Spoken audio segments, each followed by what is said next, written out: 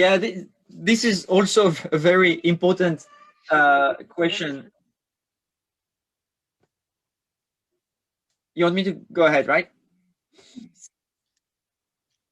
So the first thing is that I think it's really important to understand that what is very worrisome is when we have pockets of deep poverty that will be pockets of vulnerability, and the impacts that affect some populations, even if it's only a small part of the population, can then have like side effects that affect everybody. So for the adaptation of a country as a whole, we really need to identify maybe like part of the populations which are not able to cope with the impacts, because impacts on some part of the population will at the end of the day have an impact on the rest of the population. And that's true also at the global level, in the sense that some countries will be more affected than others, but you can't just ignore what's happening in the most vulnerable countries, because we know that when countries are heavily affected and risk collapse or conflict or violence, everybody at the end of the day is affected.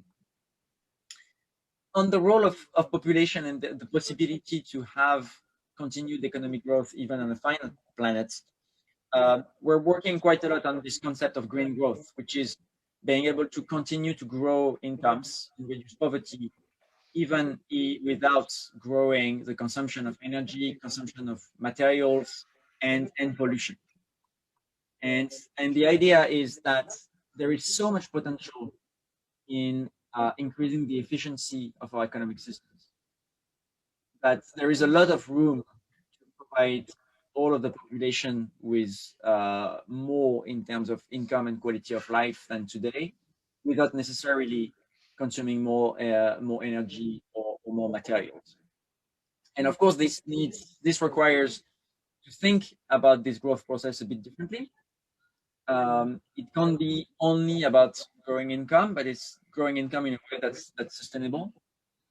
But what we find when we look at concrete cases, concrete countries, is that in most cases, there are a lot of synergies that we can capture. So just to give you an example, more sustainable agricultural practices, where we combine, for instance, forestry and agriculture and rotation of crops, we find when we apply it in countries that it grows the income of the farmers, it reduces their costs because they don't have to buy so much fertilizers and nutrients, and it preserves the environment better. Similarly, on energy efficiency in industries, you might force your industry to reduce energy consumption because you're thinking of the environment. But when countries are doing that, what they find is that in most cases, it makes their industry more competitive, because reduced energy consumption is reduced costs. Reduced costs is good for productivity and competitiveness. So I think we tend to focus very much on the trade-offs. And there are some trade-offs, that's for sure, especially because we cannot invest in everything. But we can also very easily find more synergies than trade-off. And what we suggest very often in our interactions with countries is, let's start with the synergies. Let's start with the low-hanging fruits that can give us better poverty reduction, better economic growth, more efficiency, and better preservation of the environment. And then we can build on that and build on all of the new technologies that we have to make really these our development processes more sustainable. So again, I'm not trying to be naive and say that there are no trade-offs. We have choices to make. I'm just saying that we have this tendency, especially as economists, to focus on the trade-offs and to leave on the table all of these nice synergies that we can also highlight. Спасибо большое за подробный очень ответ. У нас осталось время еще на один вопрос. И вот у нас...